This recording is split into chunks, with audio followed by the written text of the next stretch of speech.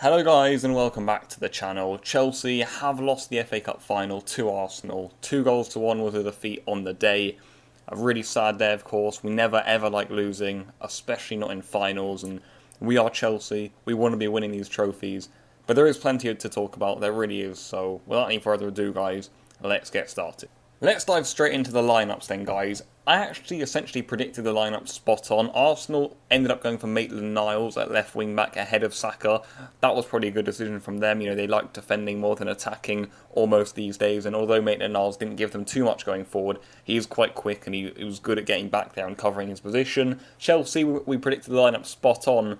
And although, you know, I did mention that Willian and Kante probably wouldn't be fit, they also weren't in the game. So that was probably a loss for us on the day, I feel. Two vital players, especially for a final like this, and Willian especially, who's been with us all season in the big games, was not going to be featuring in this one. And that certainly was a bit of a kick in the teeth before kickoff.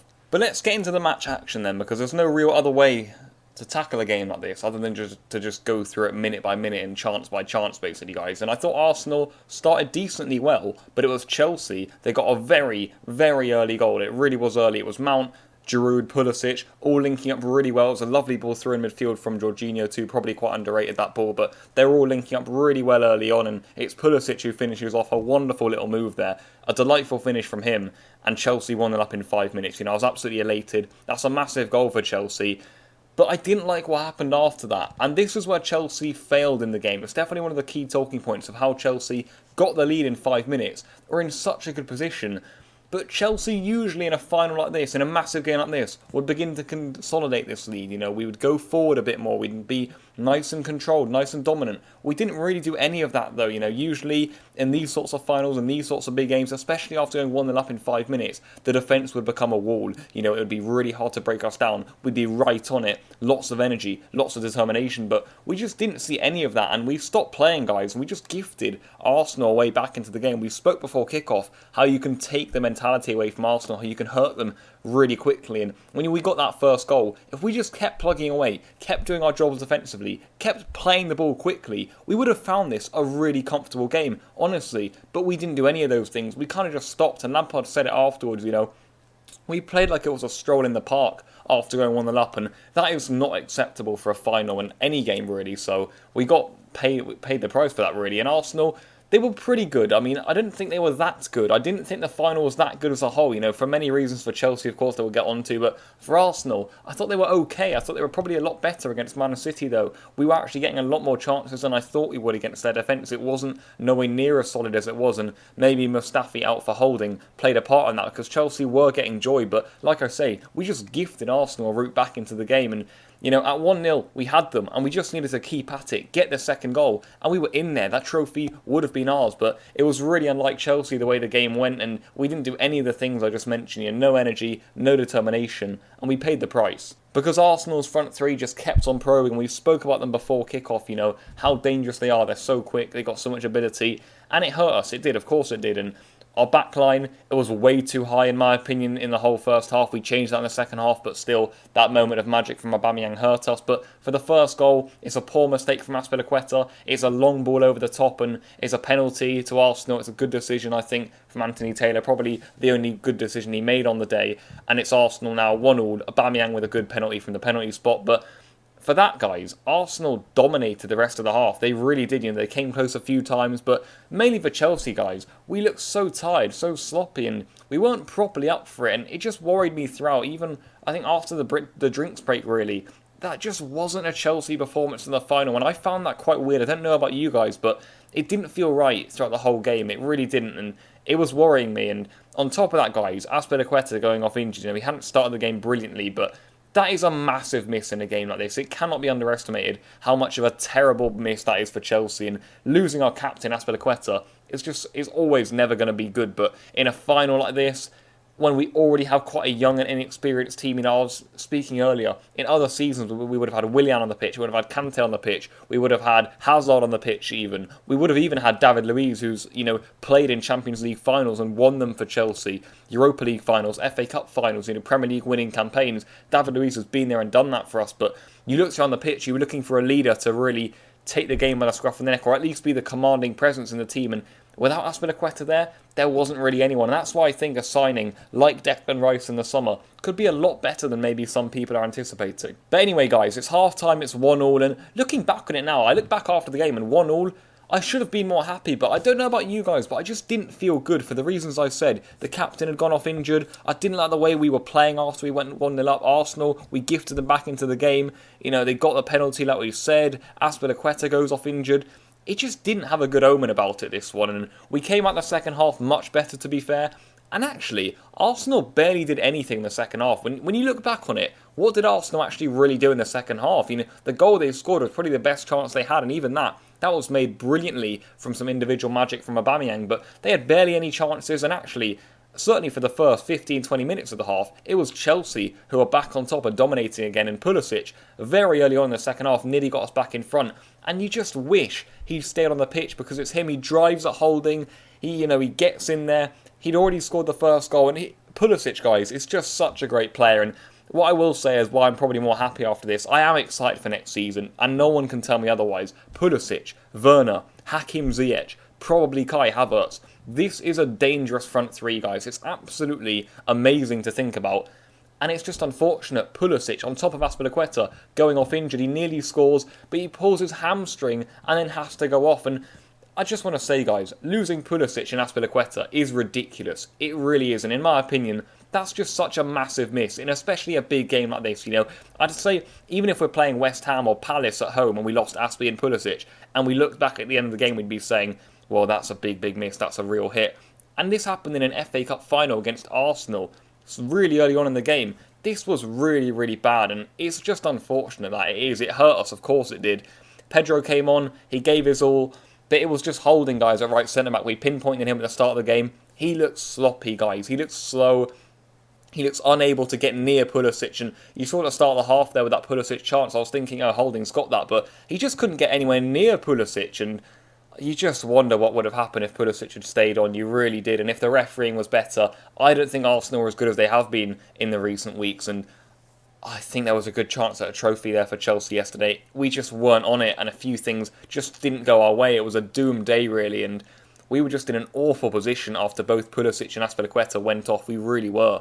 And when I say that, I mean that we only actually had one substitute slot left in the 50th minute, guys, meaning that if we wanted to introduce anyone else, say we wanted to bring Kante on, or put in Abraham or Hudson-Odoi, we couldn't just chuck one of them in. We had to use all three of our remaining players, meaning Lampard just had his hand tied. You know, he couldn't do anything to change the game. And what I will say is, at least we were back on top. That's the good thing. And it was just another kick in the teeth, guys, because we were doing quite well. We'd got back in the game. We'd slowed the tempo of it. Arsenal weren't dominating as much as they were in the first half, but Arsenal, with their first real attack in the second half, score a really quick move. It's good play from Bellerin. It falls quite fortunately in the end to Aubameyang, but once it's at his feet, guys, what a goal. You know, we spoke about how good Aubameyang is in the preview. It's just a wonderful goal, it really is. It's like a great little slide into his left foot and a wonderful chip over Caballero, who couldn't do anything on the day. A wonderful goal. Arsenal 2-1, you know, it was vintage Arteta, really. They'd sat back the whole of the second half, really. You know, they hadn't really attacked, but they know with that much quality in the final third, they can afford to do that and still win football matches. But now it's on to a part of the video I didn't really want to do, but it just has to be talked about, and people cannot deny what we saw out there on the pitch was a horrific refereeing display from Anthony Taylor, and it was a clear bias against Chelsea and in favour of Arsenal. That's a fact. You don't take anything away from Arsenal. You know, it's not their fault. They've won the trophy here, probably arguably deservedly in the end. You know, if things hadn't gone our way, maybe we could have been winning it. But hey, you give credit to Arsenal for winning the trophy, but that's not to say we don't speak about the agenda that this man has against Chelsea. Anthony Taylor sends off Kovacic when we were already 2-1 down with a horrific decision. This is really poor refereeing.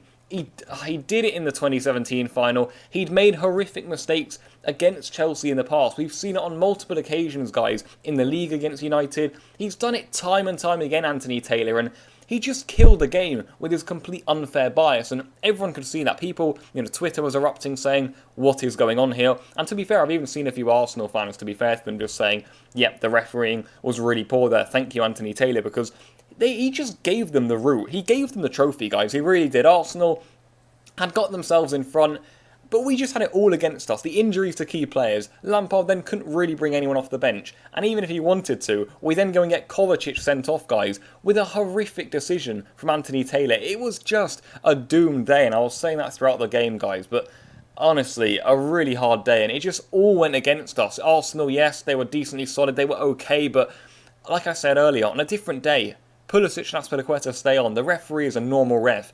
I think Chelsea could have had a comfortable win here, and it's down to us as well. It's never just the referee. It's important to note they can have a big effect on the game, and I think Anthony Taylor certainly did. At 2-1, Chelsea definitely would have had a late avalanche on the Arsenal goal. None of that happened because of Anthony Taylor's decisions. He ruined the game in that regard. But Chelsea, when we won the up, guys, when we had Arsenal where we wanted them, why did we stop? Why did we stop playing football? That's something that we can really regret and change in the future. But, I mean, the agenda against Chelsea from Anthony Taylor and a lot of referees is just quite clear, and it was really unpleasant, out of order, really, and everything went against us, guys. We were left in an awful position with little hope of getting back into the game, and then I just saw a glimmer of light. Martinez, he comes out of his box, he misjudges it.